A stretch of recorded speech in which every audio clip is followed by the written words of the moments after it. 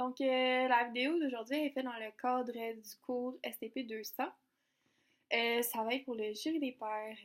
Dans le fond, mes collègues Victor Filion-Cloutier et Jean-Christophe Simard ont fait des questions pour moi par rapport à mon portfolio et à mes compétences que j'ai écrites auparavant et durant ce stage, et aussi par rapport à ma conception de l'enseignement, à mes expériences durant mon stage, puis bien sûr ma conception de l'apprentissage. Sans plus attendre, allons-y. Je vais commencer avec la première question.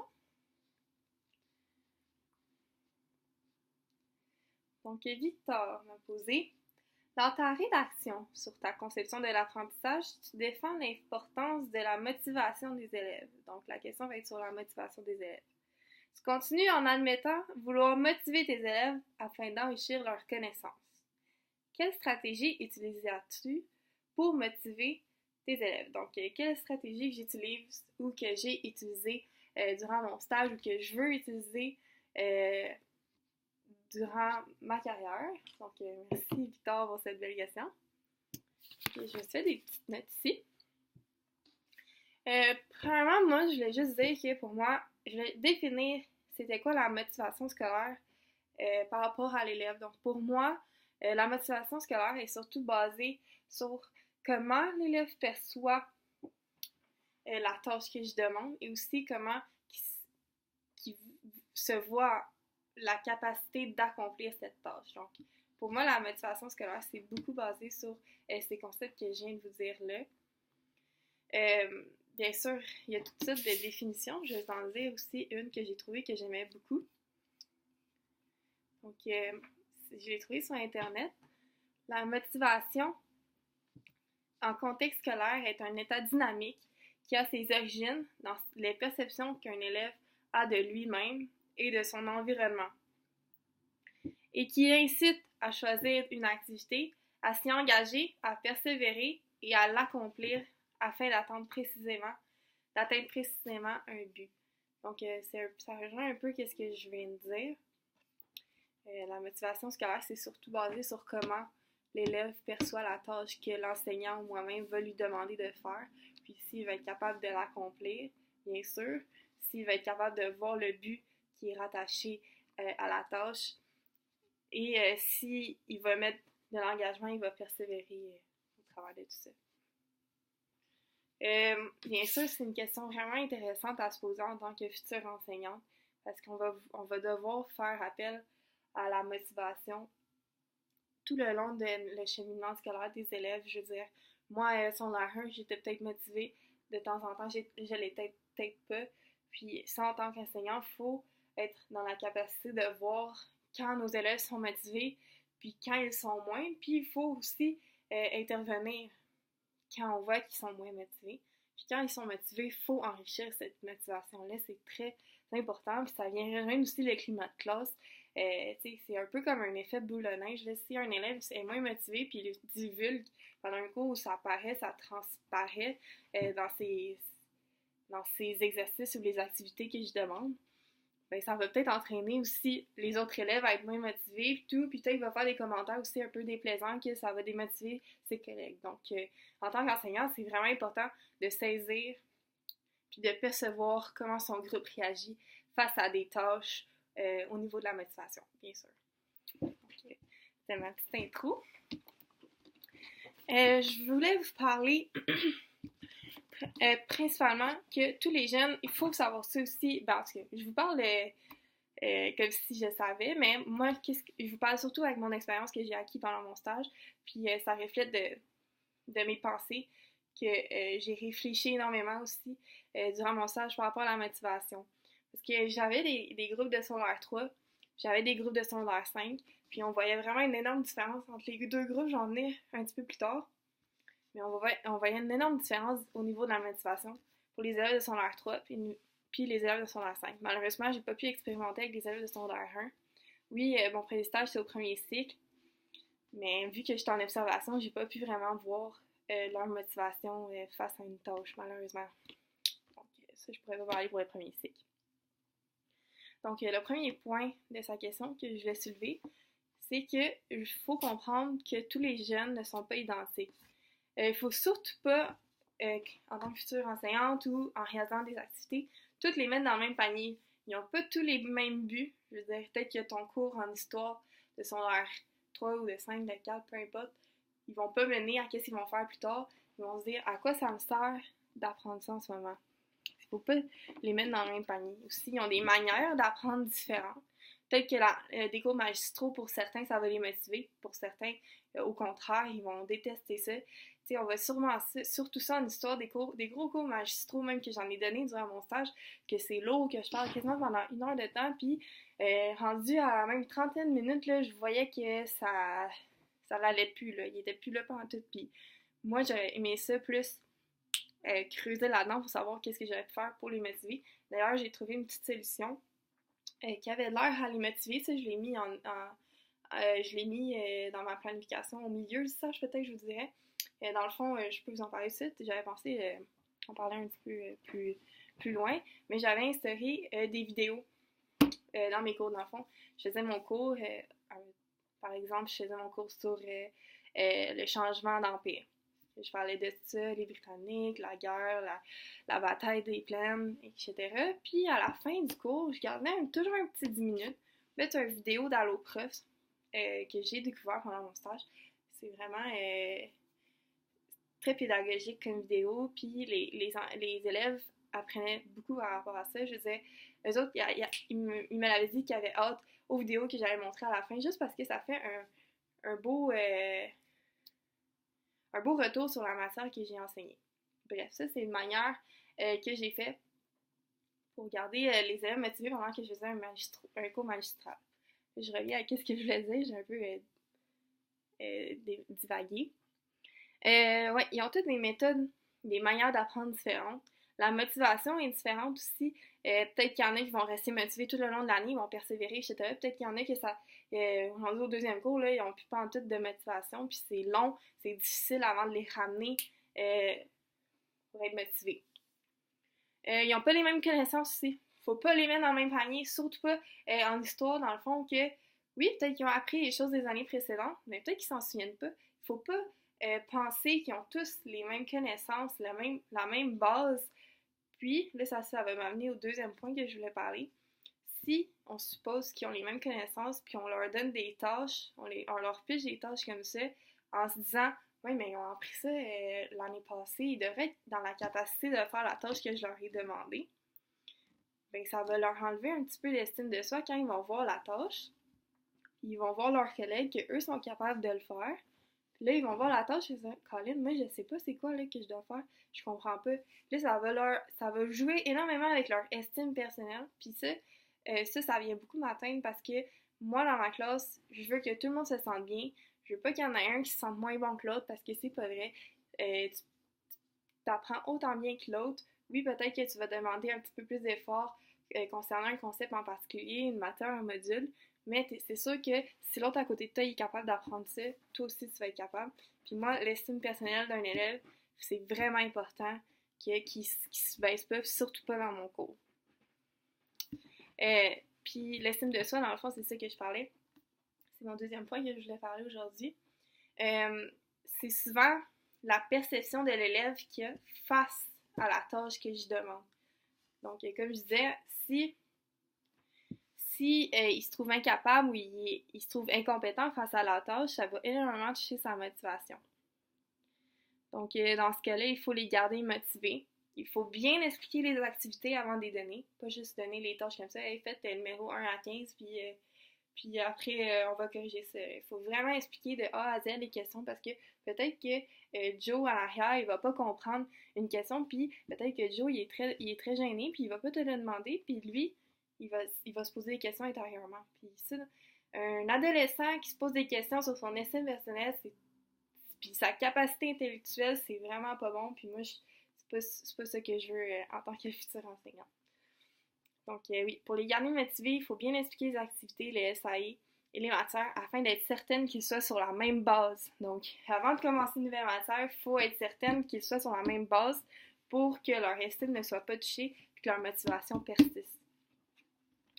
Donc, j'avais lu aussi, je me suis renseignée avant de faire la vidéo, qu'au début, les élèves semblent tous motivés. Donc, au début, ils arrivent en août, fin août, je pense qu'ils commencent. Ils sont tous motivés.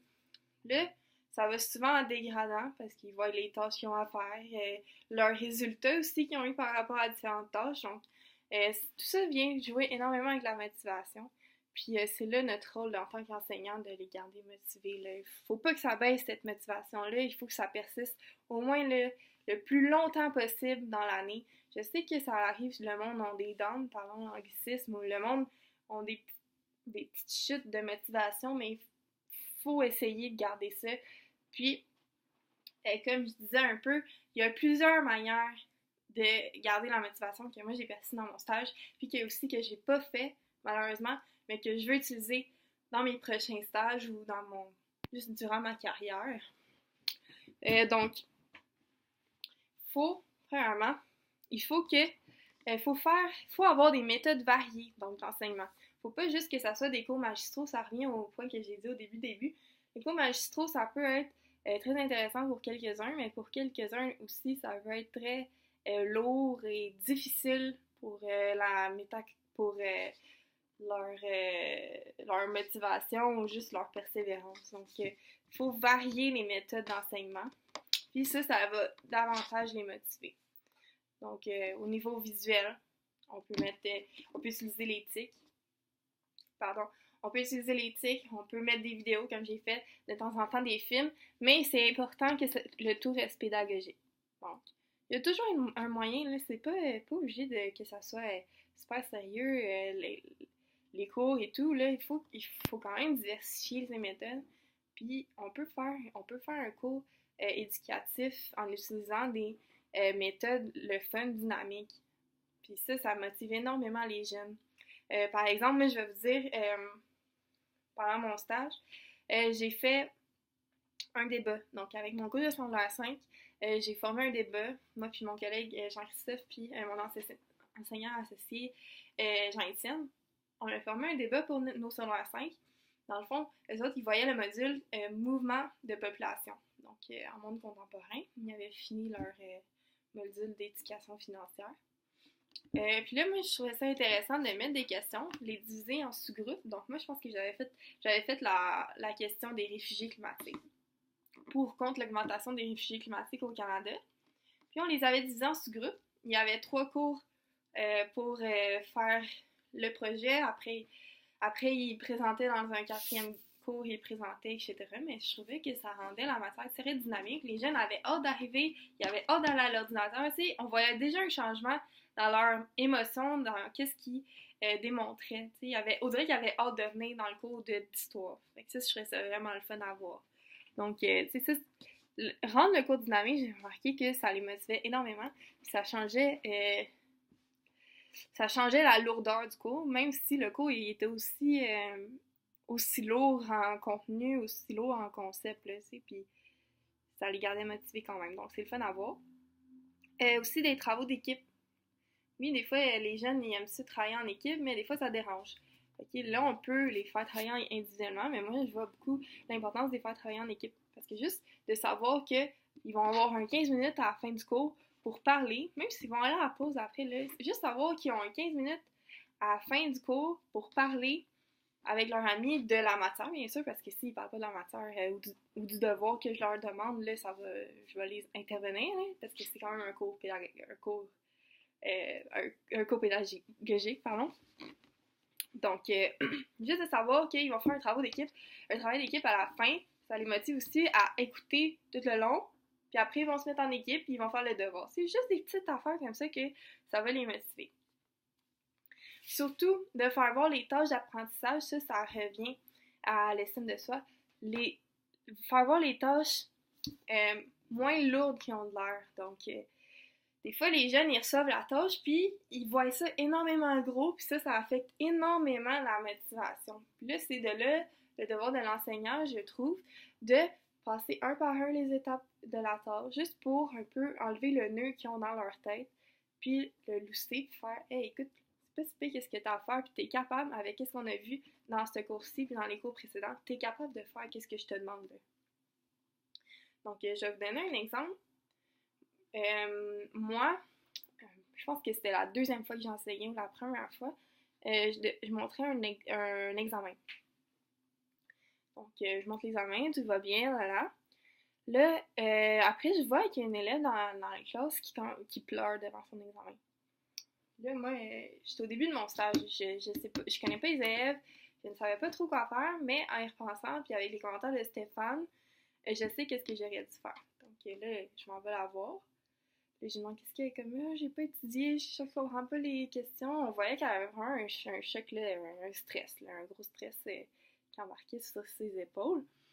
J'ai passé, j'ai dit les questions qui avaient plus en misère, je passais un petit peu plus de temps sur les questions, mais qu'est-ce que j'aurais pu faire, c'est, OK, on va voir l'examen ensemble, on va le repasser ensemble, puis j'aurais dû l'encourager à se dire que c'était pas si pire que ça, puis que surtout cette petite fille-là, elle répond tout le temps aux petites questions que l'enseignant il posait, tu sais, elle est à l'écoute, là, elle sait les réponses.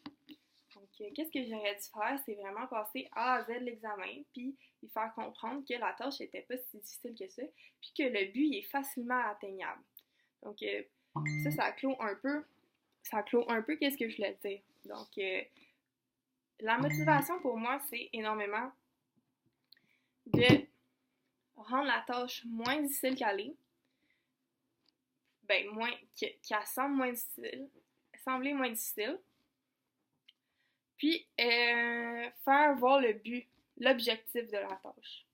Donc, ça, c'était pour la question à Victor. Donc, c'est une très bonne question, une très bonne réflexion. Comme je disais, pour moi, la motivation et l'estime de soi des élèves, c'est très important. Puis, tout le long de ma carrière, je veux vraiment mettre ça au début de ma tâche d'enseignant, vraiment les aider face à la motivation. Pas que moi j'ai eu de la misère à l'adolescence avec ma motivation, j'ai toujours aimé ça l'école, mais j'ai vu mes amis qui étaient démotivés, ils trouvaient que les charges, le travail était lourd, ils voyaient pas le but à atteindre, ils voyaient pas aussi pourquoi étudier cette matière-là. Donc, moi, en tant qu'enseignante, c'est de démêler tout ça, puis mettre ça au clair, les tâches à accomplir, comment organiser ça pour que l'élève voit le but, puis qu'il voit aussi qu'il serait capable de persévérer pour atteindre nos buts. Donc, garder la persévérance de l'élève. Dans le top 1, ça va être ça ma tâche en tant qu'enseignant. Donc, on va passer à l'autre question. Cette question, elle vient de Jean-Christophe. Je vais vous la lire.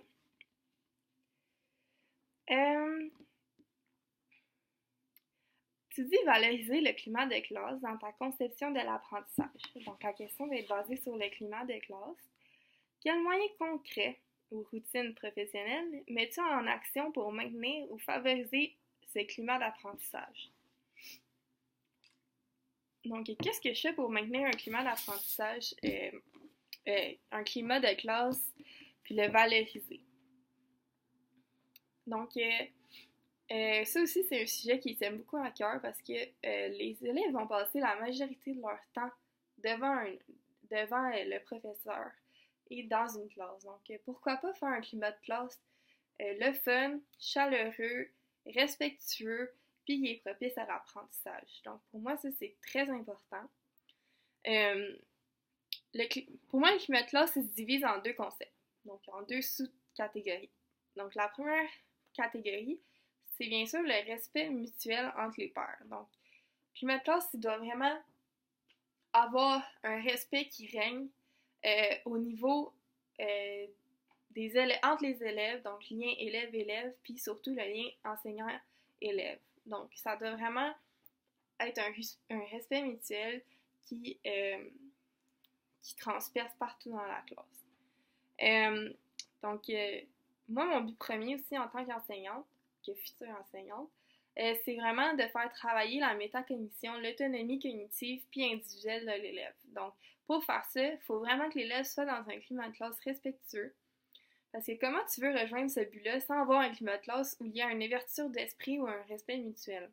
Pour moi, c'est vraiment impossible. Si l'élève, je pose une question qui demande son esprit critique ou le jugement, ou son jugement personnel, que ce soit personnel, peu importe, qui a un lien avec la matière, c'est sûr, J'aimerais ça qu'ils me répondent sans qu'ils aient peur que les autres élèves le jugent. C'est sûr, c'est des adolescents, ils vont juger pas mal tout ce qui se passe dans leur vie, ça, je peux rien contrôler.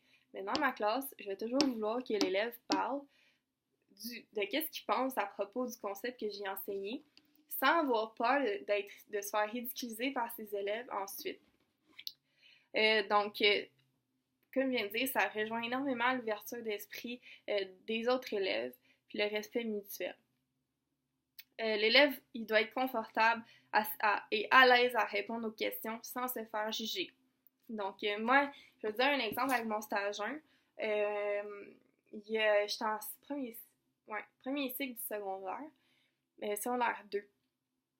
Il y avait un élève qui venait de probablement dire qu'il était homosexuel parce que je pense pas que ça faisait longtemps, mais il me semble que ma prof m'avait dit ça. Puis à chaque fois qu'elle parlait, tout le monde, les gars, ils regardaient toute croche en disant qu'elle était lesbienne et tout.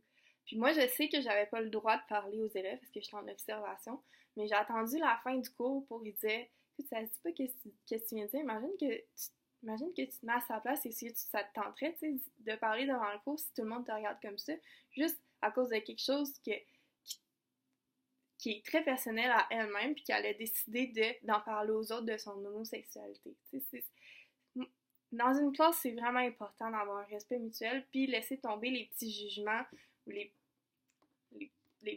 petites affaires qui se passent à l'extérieur des cours. Là.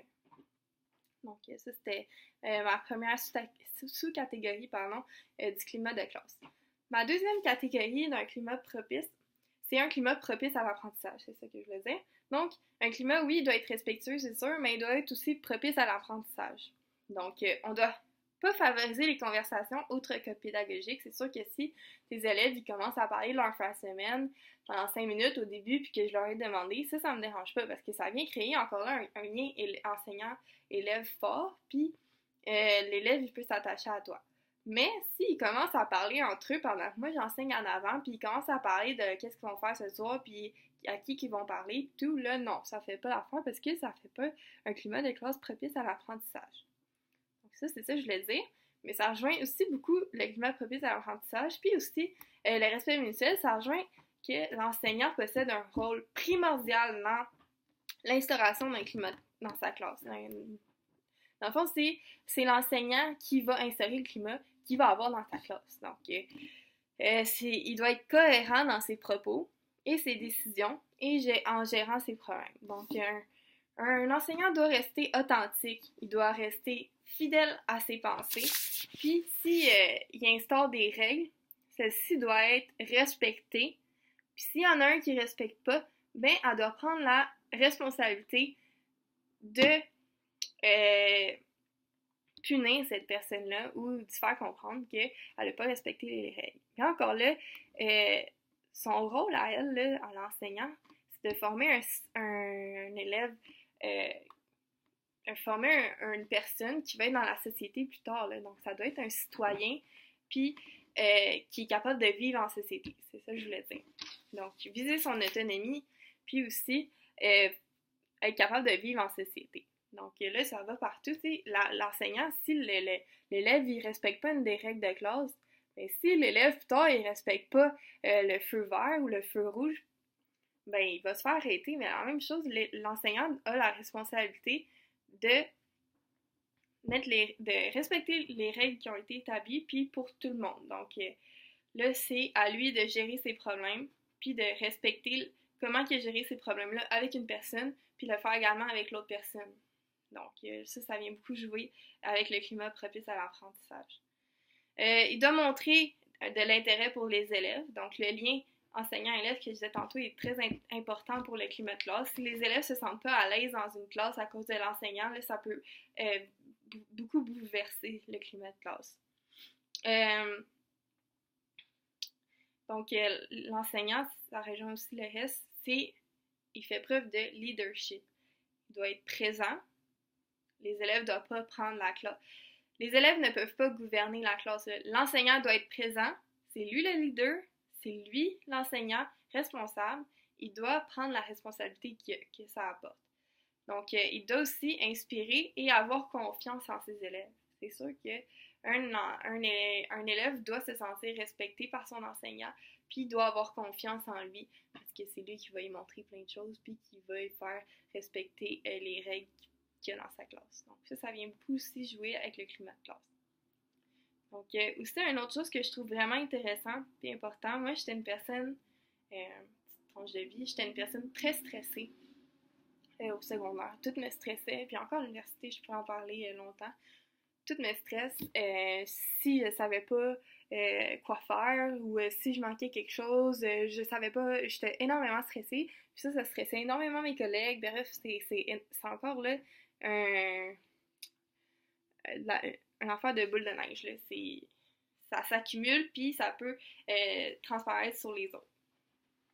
Donc, utiliser des routines professionnelles, ça peut énormément aider le climat de classe, puis ça le fait garder stable. Genre, par exemple, ça comme ça, écrire au tableau l'ordre de la journée, du cours, de la séance. Donc, si l'enseignant écrit ça à chaque jour, mais là, il n'y a pas 15 élèves, parce que c'est surtout au premier cycle qui font ça, qui vont aller voir l'enseignant. Ah, qu'est-ce qu'on fait aujourd'hui? Est-ce qu'on est supposé faire ça? Est-ce qu'on avait un devoir à faire? Là, on a toujours des petits élèves stressés comme ça. Donc, juste faire des routines professionnelles que toi, en tant qu'enseignant, ça te permet de t'enlever une charge, à répondre à tous les élèves qui ont une question pour toi. Puis, ça enlève énormément de stress à la classe puis au climat de classe. Donc, instaurer des routines professionnelles, ça peut énormément aider au climat de classe aussi. Donc, pour clore le sujet, le climat de classe se divise en deux pour moi. Donc, le respect mutuel entre les pairs, puis un climat propice à l'apprentissage. Aussi, l'enseignant possède un rôle extrêmement important dans un climat de classe. C'est lui qui va l'instaurer, bien entendu, puis qui doit le faire respecter. Donc, je mise sur ce mot-là, respecter le climat de classe qu'il a instauré. Donc, c'était ça pour la seconde question. On va passer tout de suite à la troisième parce que le temps avance. Je vais vous la lire. Dans ton deuxième stage, tu as eu l'occasion de créer une activité de débat en classe. Donc, ça revient au débat que j'ai posé tantôt. J'ai parlé tantôt. Avec des groupes de secondaire 5. Cette activité a permis aux élèves d'être au centre de leur apprentissage, te donnant ainsi un rôle différent que celui auquel tu es habitué en tant qu'enseignante ou stagiaire. Penses-tu utiliser de telles activités régulièrement dans les cours que tu donneras ou penses-tu limiter ce genre d'activité, voire ne pas du tout y faire appel? Donc, est-ce que je vais utiliser le débat ou ce genre d'activité dans mes cours dans le futur? C'est une très bonne question, Jean-Christophe. Je vais répondre tout de suite. Donc, avant tout, je veux vous dire que j'adore l'idée du débat en classe. Ça vient porter une touche dynamique à la chose. Ça rend le tout vraiment moins lourd. Puis, ça donne énormément d'autonomie, encore là, qu'on vise. Moi, dans ma carrière, je vise énormément l'autonomie de mes élèves. Donc, ça vise l'autonomie des jeunes. Puis, ça fait appel au jugement critique. Ça, c'est une chose que j'aime beaucoup de ce type d'enseignement-là. L'esprit critique et la métacognition sont travaillés. Donc, c'est une des choses que je veux absolument faire travailler à mes jeunes. Jamais. Oui, je vais leur donner des choses toutes crues dans le bec, mais je veux faire énormément travailler leur jugement critique afin qu'ils puissent travailler leur métacognition puis la manière de penser. Parce que ça peut énormément leur servir tout le long de leur vie. Écoutez, c'est quand on n'a pas besoin de penser ou réfléchir à des situations quelconques, on en pense à chaque jour. Donc, juste faire travailler ça à l'élève tout de suite au secondaire, je trouve ça magnifique. Aussi, je trouve que le débat, par exemple dans mon cas, il y avait le droit à 3 cours à l'ordinateur, donc ça l'a fait travailler l'éthique. Avec l'éthique, parce que moi, malheureusement, à East Angus, il était vraiment pauvre, là, à part les TBI, il n'y avait pas grand-chose. Puis même le nôtre, il marchait pas à moitié du temps. Donc, les faire travailler à l'ordinateur, ça fait vraiment un changement. Puis, il y a des élèves que, peut-être, aussi ridicules que ça, ils travaillent pas beaucoup à l'ordinateur, mais ils se rendent compte que quand ils sont à l'ordi, ils aiment vraiment ça et tout. Ça peut leur faire travailler que, peut-être que plus tard, ils veulent travailler avec les ordinateurs, peut-être qu'ils veulent aller en génie, informatique, peut-être qu'ils veulent... Tu sais, il y a tout le temps faire travailler l'élève avec de l'inconnu ou quelque chose, ça peut toujours y faire réaliser des choses, le fun, puis y faire réaliser des choses sur ses passions ou les choses qu'il aime plus que d'autres. Donc, moi, je trouve ça vraiment le fun de travailler avec l'éthique pour ça, puis des choses plus originales. Aussi, je trouvais ça le fun avec le débat que j'ai fait parce que je pouvais leur montrer des trucs universitaires. Donc, les autres, ils devaient lire des longs articles par rapport au débat qu'on leur avait demandé. Puis, je leur avais dit tout bonnement, hey, vous pouvez faire commande CTRL F sur votre clavier, chercher le mot, par exemple, réfugié. Parmi tout l'article, il va tout sortir le mot réfugié. Donc, vous n'avez pas à chercher là, pendant 200 pages. Tout, puis ils trouvaient ça magnifique, puis c'est juste montrer des petits trucs comme ça qui peuvent leur servir à l'université, ou des petits trucs comme ça qu'ils font, juste leur servir à la maison aussi, là, je m'en sers constamment. Donc, ça leur prépare aux études supérieures, ou ça leur prépare dans la vie en général. Donc, ça fait très différent, le débat, donc j'ai adoré utiliser ça. Par contre, il s'est passé des petites affaires avec mes groupes. Dans le fond, moi, mon groupe à moi, lors du débat, lors de la 5e période, il manquait environ 4 élèves. Puis ce groupe-là, il travaillait pas bien à l'ordinateur. Ils s'en niaisaient ou ils étaient placés avec leurs amis filles, puis les petits gars, ils s'amusaient avec les amis. Puis, donc ça leur donnait un débat moyen, des notes moyennes. Malheureusement, ça l'a pas donné exactement qu'est-ce que je voulais. Mais par contre, avec le groupe de Jean-Christophe, ça s'est énormément bien passé. Tout s'est bien déroulé. Tout le monde était là.